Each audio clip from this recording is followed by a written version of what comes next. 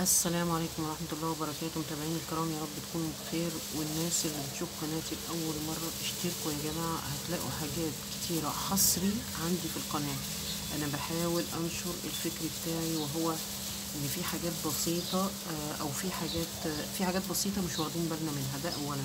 في حاجات لو خدنا بالنا منها هتفرق كتير، هتفرق كتير معاكم نفسيا، وتفرق كتير في حياة الناس اللي حواليكم. بحاول احط ايدي معاكم على نقط، نتيجة ان احنا مضغوطين، ونتيجة نمط الحياة اللي بقى سريع، مش واخدين بالنا منها. انا كنت قدمت قبل كده في سلسلة مودك ودايت، اتكلمت عن الصداقة، واتكلمت عن ان احنا نسترجع علاقتنا بناس يعني كنا بنسعد في فترة من حياتنا منهم، وهي فترة الدراسة. والتقيت بالزملاء وقضينا يعني وقت حلو مع بعض، وده كان ليه مردود سعادة على نفسي، وبرضه ليه مردود سعادة عليهم. انا مكملة معاكم في القناة، بحاول نحط ايدينا مع بعض على كل ما ممكن يسعدنا، وكل ما ممكن يسعد اللي حوالينا، كل ما ممكن يعمل تواصل بشكل اخر، تواصل بشكل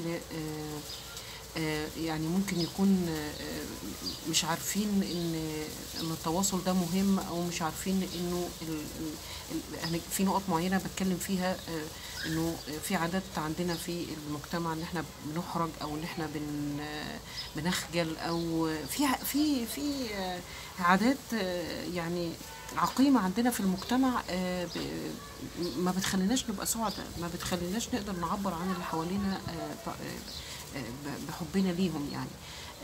انا في الفيديو ده بخصصه ان انا بعيد على كل اب وكل ام بطريقه مختلفه تماما، حصري مش هتلاقوها غير في قناتي. العوض لكل ما هو مفيد. الفيديو انا بهديه لروح ابويا وامي، ربنا يرحمهم رحمه واسعه، ويتقبل هذا العمل صدقه جاريه عليهم، وينفعني بهذا العمل في الدنيا والاخره. الفيديو اللي انا عاملاه النهارده هو هنتعيدوا على بابا وماما بطريقه مختلفه خالص، خاصه ولادنا اللي هم في سن 24 فيما فوق، او 25 فيما فوق. ولو حتى انتي او انت في سن صغير 20 او 21 سنه، وبابا وماما بالنسبه لكم في فرق عمري ما بينكم، لان طبعا مش كل الناس بتنجب وهي صغيرة. فممكن انت يكون عندك 20 سنة ومامتك عندها 60، او مامتك عندها 70، ده وارد. فعيدي عليها بالطريقة اللي هقولك عليها في القناة. وانت برضو، لان انت كراجل بتهمنا، كابن بتهمنا، انت بتاخد القرار، انت بتقدر تتحمل مسؤولية اكتر، انت بيتسند عليك زي ما بيقولوا كده يعني. احنا عندنا دي هنخليها شكل ايجابي بقى، ان احنا عندنا في المجتمع المصري بنتسند على الرجاله. فلو انت ابن، خلي مامتك تستند عليك بطريقه صح، خلي اختك الكبيره تستند عليك بطريقه صح، كل انثى في حياتك خليها تستند عليك بطريقه صح. ولو انت زوج، خلي زوجتك تستند عليك بطريقه صح. كل عام وكل اب وام بخير. في قناتي بعيد بطريقه مختلفه على بابا وماما. اولا هنعيد على كل انثى ازاي. اولا بقول لكل انثى، انا في قناتي بدعم انك انتي اول واحده تاخدي بالك من نفسك، انتي اول واحده تاخدي بالك من نفسك.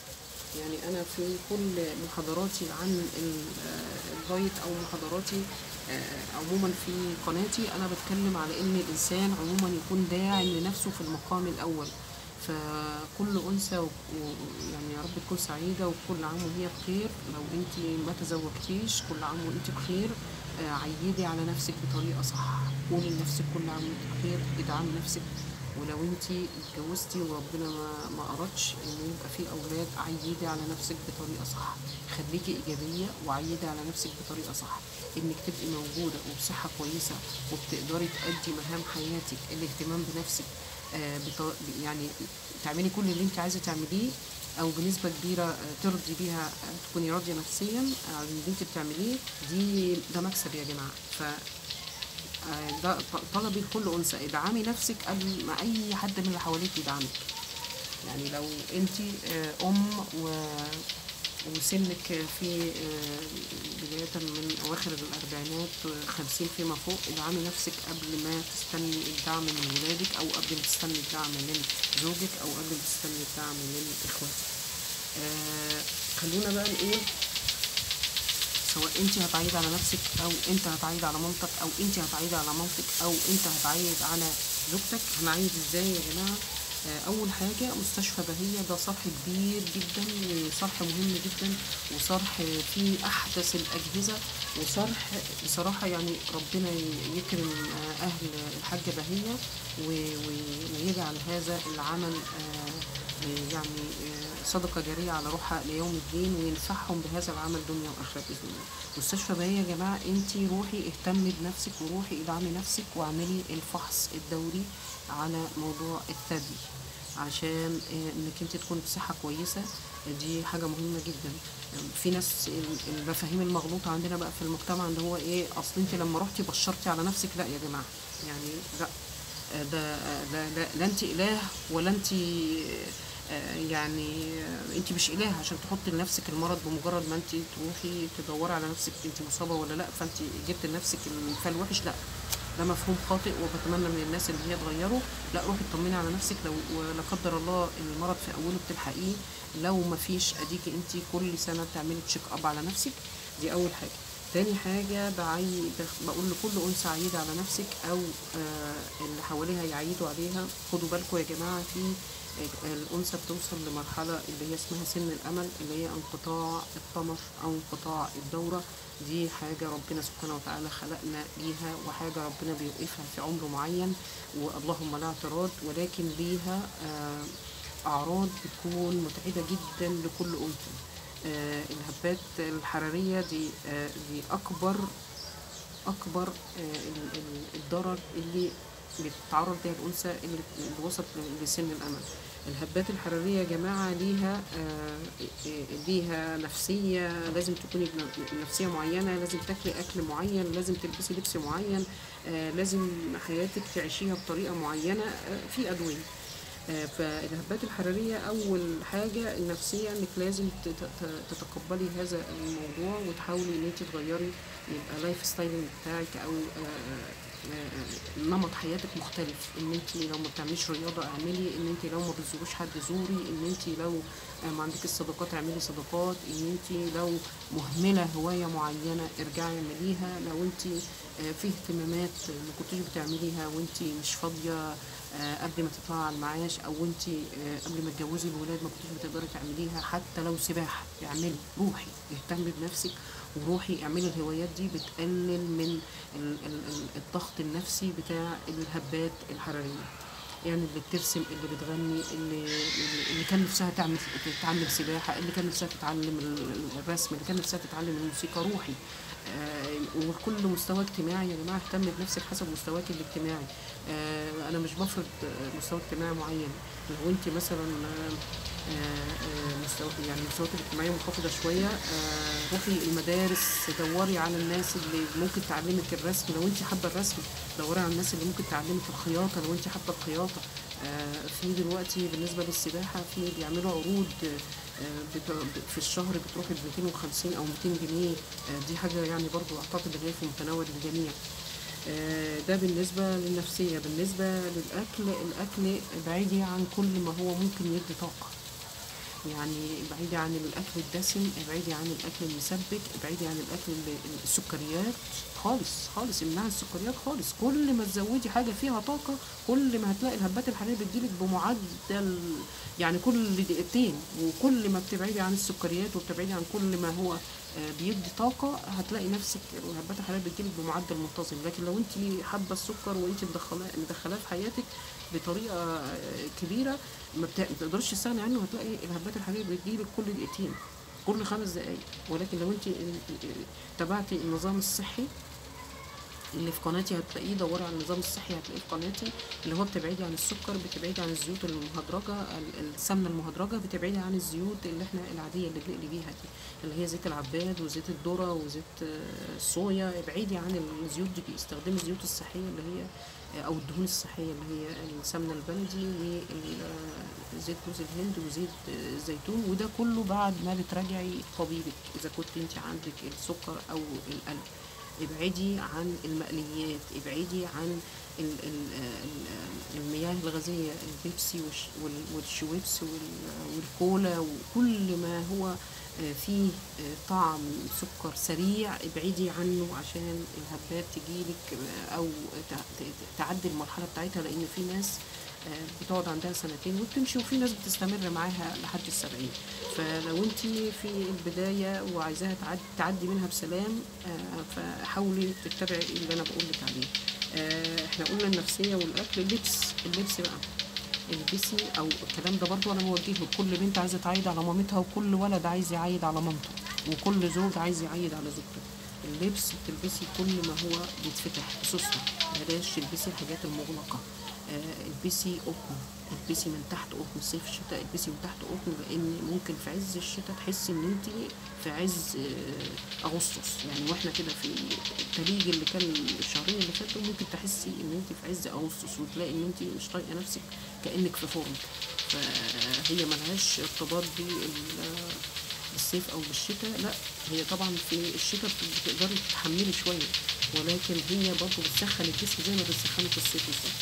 اللبس البسي كل ما هو مفتوح بسوسته، البسي كل ما هو قطن. السوسته فكره لما تجيلك الهبه، افتحي السوسته بسرعه وهوي المنطقه بتاعه القلب، لان القلب بيتضرر يا جماعه من الهبات الحراريه. التهويه، حاولي ان انت ما تتعرضيش لتكييف او لمروحه مباشر، خلي المروحه تبقى بالسقف. ولو انت ممكن تختاري لنفسك اوضه بحري، اقعدي في اوضه بحري بحيث يبقى التهويه طبيعيه في الصيف. في الشتاء خدي بالك من التيارات الهوائيه. بالنسبه للهبات الحراريه، بيحصل نوبات تعرق شديده قوي بالليل، بتلاقي جسمك كانه غرقان ميه، بتلاقي جسم مامتك كأنه غرقان مية. لا حركة في الدين. لو انت مامتك مش بتتكلم معاك وعارف سنها في العمر من 50 لحد 70، اعرف ان هي بتعاني، فلازم ان انت تاخدها للدكتور او تحاول تطبق اللي انا بقولك عليه في القناة بالنسبة للاكل والنفسية وبالنسبة لللبس. وبالنسبة للدكتور او الدكتورة، ممكن تروح تراجع الدكتورة عشان لو في اي حاجة ممكن تاخد لها ادوية. يعني الادوية بقى، حاولي تتبعي كل ما هو طبيعي بالنسبة لسن الامل. يعني الهرمونات، العلاج بالهرمونات بيجيب يعني المرض الوحش او الكانسر، وهم الدكاتره دلوقتي بقى عندهم وعي، يعني ما بيدوش العلاج الهرموني، هيدوكي علاج بالاعشاب طبيعي، ممكن في شكل حبوب، او ممكن هو يعني نفسه هيقولك خدي اشربي ايه او ما تشربيش ايه. بالنسبه لي انا ممكن اقولك كتغذيه علاجيه، ممكن تشربي اليانسون، ممكن تاخدي اللي هو حبة بذر الكتان بتحمصيه تحميص خفيف قوي في الفرن وبتطلعيه، وممكن تسفي كده منه معلقة، او ان انتي تطحنيه وتحطيه على اي مشروب وتشربيه. وبلاش سكر، استخدمي سكر ستافيا اللي هو سكر الطبيعي، ده ما بيديش طاقة، بيديك طعم سكر وما بيديكش طاقة، سكر الستافيا. بعد كده احنا قلنا اللبس وقلنا الاكل وقلنا النفسيه. هندخل بقى على بابا ونقول له كل عام وهو بخير. ولو انت زوج او راجل، عيد على نفسك، لان انت تدعم نفسك في الاول وتاخد بالك من نفسك. روح اعمل فحوصات البروستاتا من 45 فيما فوق بتحصل مشاكل للرجاله يا جماعه، وليس في يعني مفيش حرج في الدين ان انتي لو انتي باباكي او انتوا بنات باباكي ما خدتش ولد، مفيش حرج ان انتي تتكلمي معاه او انتي تاخديه وتحجزي عند دكتور وتفحصوا البروستاتا وتفحصوا الكلى وتفحصوا الحالب، عشان البروستاتا احيانا بتتضخم وبتعمل انسداد في قناة مجرى البول، فبيحصل احتباس للبول فبيأثر على الكلى ووظائف الكلى. كده عيدوا على بابا وماما صح، انا بقول لكم في الفيديو ده عيدوا على بابا وماما صح. مفيش حرج خالص ان انت تاخدي باباكي، او لو انت اتجوزتوا خلاص وبابا وماما بقوا في مرحله اللي هم كبار في السن، يعني بداية من أواخر الستينات فيما فوق، ده عادي. لو انتوا قلت لهم تعالوا هيروحوا، وهيفرحوا جدا بالاهتمام، هيفرحوا جدا جدا جدا بالاهتمام ده، ويبقوا ممتنين. لأن سواء الأم بتعاني من الهبات الحرارية، أو بتعاني من حاجة في الثدي زي ما قلنا تفحصها بلهية، أو بتعاني متاعب ما بعد انقطاع الدورة، ممكن الرحم فيه ألم، ممكن تحرك الرحم من مكانه ده بيعمل لها ألم. لو هي خلصت الهبات الحرارية بيبقى فيه توابع ليها، افحصها. بالنسبة للأم، معلش أنا برجع تاني للأم، انه نوبات التعرق الليليه بتحصل كتير قوي، لو كميه العرق كبيره جدا، فلازم تلبسوهم قطن، او انت تلبسي قطن، دعمي نفسك انك تلبسي قطن، يكون جنبك فوطه تنشفي العرق بسرعه، وتاخدي بالك من نفسك او من ماما لو كنت انت معاها، لو خارجه للحمام من الاوضه خدي بالك. التعرق ده بيبرد الجسم بطريقه شديده جدا، فبيعمل التهاب في فقرات الرقبه، وفقرات الرقبه لما بتلتهب بتعمل الم في الذراع بطوله، وبتعمل ايه في الاصابع، بتاثر على مفاصل الاصبع، اللي هو بتعمل الاصبع المعلق، اللي هو الاصبع يتني ويتفرد بطريقه طرقعه صوتها كبير قوي، او بيتني وصعب ان هو يتفرد. فلازم ان انت تنشفي نفسك بالفوطه من التعرق الليلي ده، او تنشفي ماما من التعرق الليلي ده. بنرجع لبابا تاني ونقول خدوا بالكم، عشان البروستاتا ومشاكلها بتاثر على الكلى، غير ان هي بتعمل له عبء نفسي، ان هو كل شويه بيتزنق، يدخل حمام ويلاقي نفسه مش قادر يفرغ المية، نتيجة ان المجرى البولي اتقفل نتيجة تضخم البروستات. فبيبقى يعني أجركم الله، يعني بيبقى ألم فظيع. يا رب يكون الفيديو خفيف على قلبكم، ويا رب تعيدوا بطريقة مختلفة قوي قوي على بابا وماما، وشوفوا في عينيهم الامتنان. وانتي نفسك، لو انت اللي هتدعمي نفسك، هتلاقي نفسك فرحانه قد ايه. يا رب كل عام وانتم بخير، ويا رب الفيديو يعجبكم. ما تنسونيش في الاشتراك وتفعيل زر الجرس واللايك وتعليق حلو منكم. كل عام وانتم بخير. السلام عليكم.